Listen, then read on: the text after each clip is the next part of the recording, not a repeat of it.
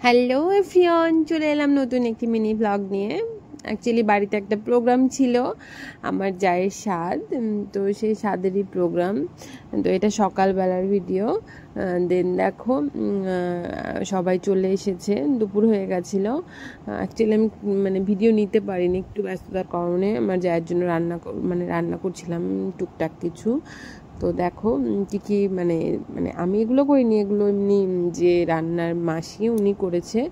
তো দেখো বাড়িতে হয়েছিল তোমার পাবদা মাছ, কাতল মাছ, ভাত, স্যালাড, পায়েস, ডাল, বেগুনি, এই তো চাটনি, এগুলোই। তো দেখো আমরা সবাই সবার মোটামুটি হয়ে গেছে, আমরা তারপরে খেতে বসেছি। আমি, আমার মেয়ে, ননদগুলা সবাই মিলে একসাথে খেতে বসেছি। এটাকে দেখছো যে এটা আমার একটা জায়ের মেয়ে, তোর সাথে কথা বলছিলাম, আমার কাছে ছিল। তো পরের দিন আবার বাসি সাত ছিল, তো সেদিন রান্না হয়েছিল মাটন।